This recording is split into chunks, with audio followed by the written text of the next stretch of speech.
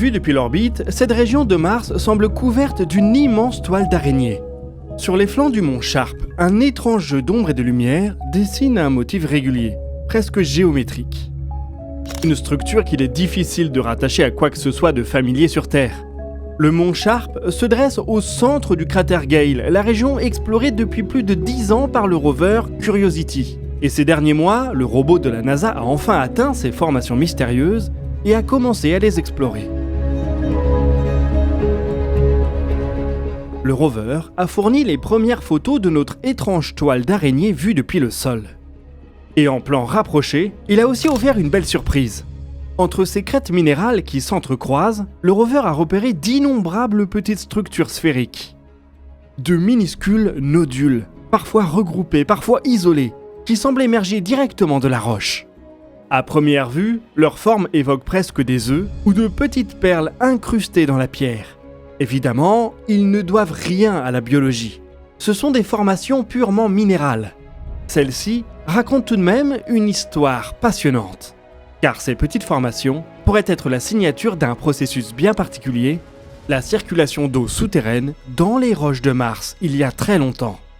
Cela pourrait faire du mont Sharp et du cratère Gale une des régions de Mars qui est restée habitable le plus tard dans l'histoire de la planète.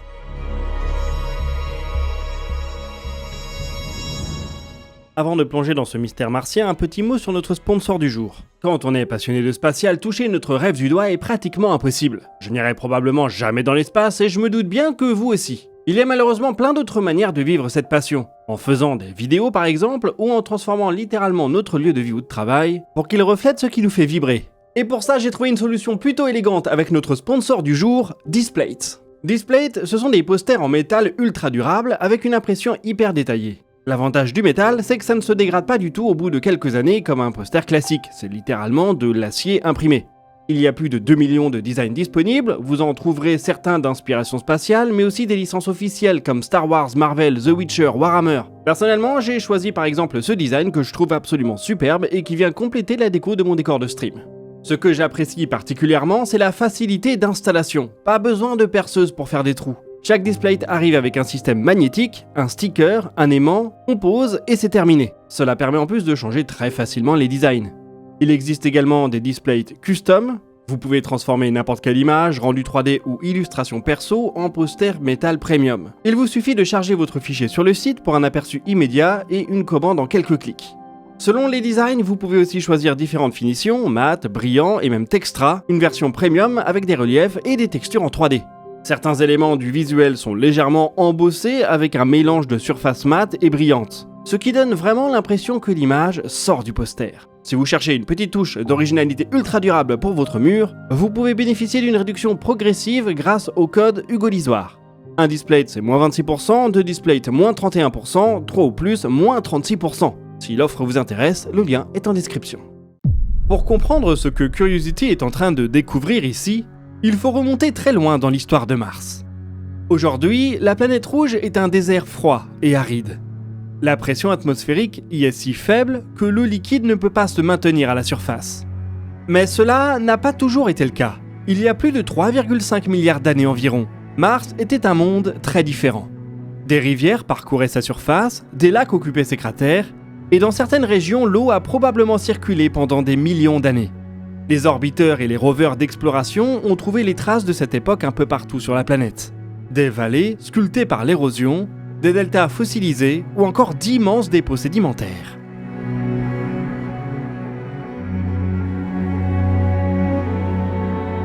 Malheureusement, cette histoire fertile est figée dans un passé lointain. Contrairement à la Terre, Mars est une petite planète. Son intérieur s'est refroidi relativement vite. Et avec ce refroidissement, la planète a perdu son champ magnétique. Sans cette protection, l'atmosphère martienne s'est retrouvée exposée directement au vent solaire. Pendant des centaines de millions d'années, les particules chargées émises par le Soleil ont lentement arraché les couches supérieures de l'atmosphère. À mesure que cette atmosphère disparaissait, la pression chutait, et avec elle, la capacité de la planète à maintenir de l'eau liquide en surface. Les rivières se sont asséchées, les lacs ont disparu, Mars est progressivement devenu le désert glacé que nous observons aujourd'hui.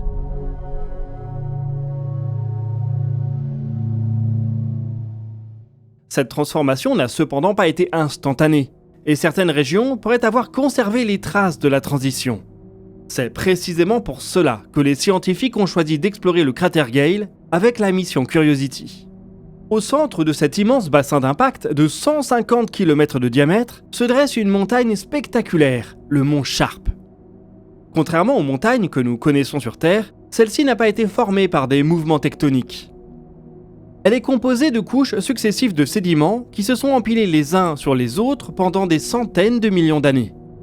En bas, des dépôts charriés par les eaux issues de l'époque où le cratère était un lac. En haut, des sédiments ramenés par les vents. Cela fait du mont Sharp une archive géologique parfaite de l'histoire de l'eau sur Mars. Chaque strate raconte une époque différente, des périodes où l'eau était abondante, puis des environnements de plus en plus secs.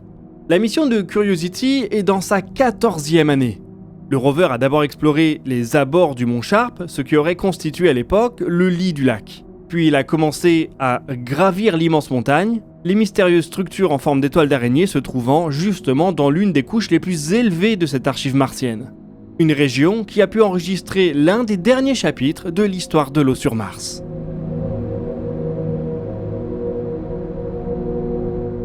C'est précisément sur ce terrain que Curiosity est en train de rouler. Vu de près, le paysage est encore plus étrange que ce que laissent deviner les images orbitales. Le sol est parcouru d'un réseau de crêtes rocheuses qui s'entrecroisent dans toutes les directions. Certaines sont droites, d'autres légèrement courbées, mais toutes semblent former un maillage régulier. Ces structures ne sont pas très hautes, 1 mètre ou 2, mais elles peuvent s'étendre sur des dizaines de mètres avant de croiser une autre crête. Entre elles, le sol est plus bas, souvent rempli de sable et de petits débris rocheux. Pour les équipes qui pilotent le rover depuis la Terre, ce type de terrain n'est d'ailleurs pas du tout évident à naviguer. Curiosity doit parfois se faufiler entre ces crêtes ou rouler directement dessus, sur des bandes de roches parfois à peine plus larges que le rover. Ces structures, les planétologues les appellent des boxworks. On peut en trouver sur Terre à des échelles beaucoup plus réduites. Elles dessinent des structures qui se comptent plutôt en centimètres et se trouvent généralement à l'intérieur des grottes. Les boxworks sur Terre et celles présentes sur Mars au niveau du mont Sharp ont cependant une chose en commun. Elles doivent leur présence à de l'eau. Pour comprendre comment un tel paysage a pu se former, il faut imaginer l'intérieur de ces roches martiennes il y a très longtemps, à l'époque où ces sédiments étaient encore enfouis sous la surface. Un réseau complexe de fractures s'est formé dans la roche et ces fissures ont probablement servi de conduit pour l'eau souterraine. En circulant à travers ces fractures, cette eau transportait des minéraux dissous. Petit à petit, ces minéraux se sont déposés sur la paroi des fissures, les tapissant progressivement d'un matériau plus dur que la roche environnante. Cette eau souterraine a ainsi produit un véritable réseau de fractures durcies dans les profondeurs du mont Sharp. Puis, bien plus tard, l'érosion a commencé à faire son travail. Le vent martien a lentement usé la roche la plus tendre, mais les anciennes fractures minéralisées ont mieux résisté. Et ce sont au milieu d'elles que Curiosity circule aujourd'hui. Ce qui était autrefois un réseau de fissures sous la surface est devenu un réseau de crêtes à l'air libre.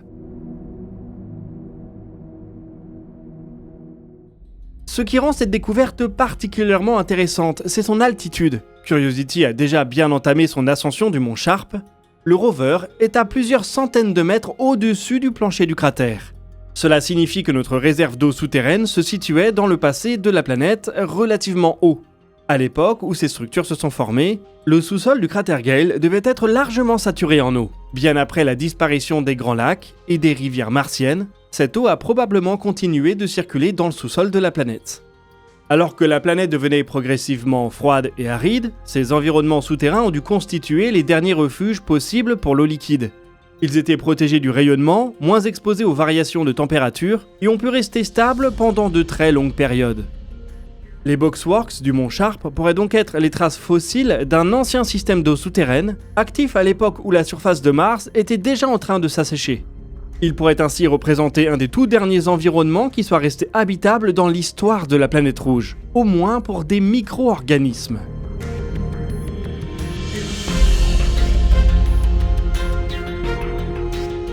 Et c'est précisément dans ce contexte que les petites structures sphériques découvertes par Curiosity deviennent particulièrement intrigantes. En circulant entre les crêtes minérales du réseau de boxworks, les caméras du rover ont repéré d'innombrables petits nodules disséminés dans la roche. Ce sont de minuscules formations arrondies qui semblent émerger directement de la surface des affleurements. La plupart ne mesurent que quelques millimètres à quelques centimètres de diamètre, mais leur forme très régulière les rend immédiatement reconnaissables. Sur ce cliché, elles se comptent par centaines et semblent enveloppées de petites fissures qui présentent comme des lames dans l'affleurement.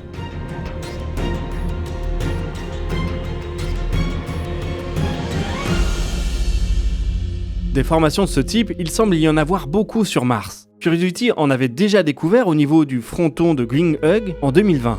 Et Perseverance nous a montré des formations similaires dans le cratère Jezero, à des milliers de kilomètres de là, sur un petit bout de roche isolé qui a été transporté loin de son lieu de formation. Dans tous les cas, la présence d'eau et même d'eau souterraine semble nécessaire pour expliquer ces nodules. Dans de nombreuses roches sédimentaires, des nodules sphériques peuvent se former lorsque des minéraux s'agglomèrent autour d'un noyau, grain après grain, à mesure que de l'eau chargée en éléments dissous circule dans les pores de la roche. Avec le temps, ces dépôts minéraux s'accumulent et forment de petites boules presque parfaitement sphériques. C'est ce qui a pu se produire ici, et c'est un indice fort que l'eau a circulé dans le sous-sol de Mars pendant une période relativement longue, suffisamment longue pour permettre à ces nodules et aux boxworks de se former. Pour l'instant, toutes les pièces du puzzle ne sont pas encore en place. Les boxworks, les nodules et les roches qui les entourent racontent une histoire complexe, que les scientifiques commencent seulement à reconstituer. Chaque nouvelle image, chaque analyse chimique renvoyée par Curiosity permet d'ajouter un détail de plus à cette enquête géologique sur l'histoire de l'eau martienne. Et l'exploration est loin d'être terminée. Le rover poursuit toujours son ascension du mont Sharp. Lentement, couche après couche, il continue de remonter les strates sédimentaires de cette immense archive du climat de la planète rouge. Plus Curiosity grimpe, plus il explore des terrains qui correspondent à des époques où l'environnement devenait progressivement plus sec, plus froid et plus hostile. Un travail de longue haleine qui se fait avec un robot de plus en plus usé. Lorsque Curiosity s'est posé dans le cratère Gale en 2012, sa mission principale devait durer environ 2 ans. Aujourd'hui, plus d'une décennie plus tard, le rover est toujours en activité. Ses instruments fonctionnent encore, ses caméras continuent de nous envoyer des images incroyables, mais ses roues, elles, ont beaucoup souffert. Au fil des années passées, à traverser des terrains rocheux et abrasifs, l'aluminium des roues s'est fissuré et percé en plusieurs endroits. Les ingénieurs de la NASA surveillent attentivement leur état et planifient chaque trajet avec prudence, pour éviter les roches les plus tranchantes. Seulement pour atteindre les couches les plus intéressantes du mont Sharp, Curiosity doit continuer à avancer dans des terrains toujours plus accidentés. Car quelque part, dans ces strates encore inexplorées, pourraient se cacher d'autres indices sur la disparition de l'eau martienne, et sur les environnements qui ont pu exister dans le sous-sol de la planète il y a des milliards d'années. Curiosity finira par rendre les armes un jour, soit à cause de ses roues, soit peut-être car ses instruments lâcheront ou son RTG ne fournira plus suffisamment d'énergie. Il faut espérer que d'ici là, il aura pu nous livrer d'autres indices sur l'histoire de l'assèchement de Mars.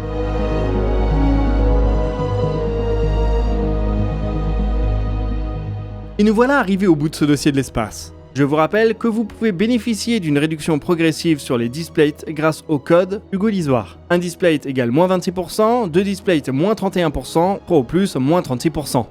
Je vous invite à partager vos questions et vos remarques dans les commentaires. Vous pouvez consulter la description pour retrouver nos sources et nos réseaux sociaux. Quant à nous, on se donne rendez-vous la semaine prochaine pour un nouveau DNDE. Et d'ici là, citoyennes, citoyens, portez-vous bien.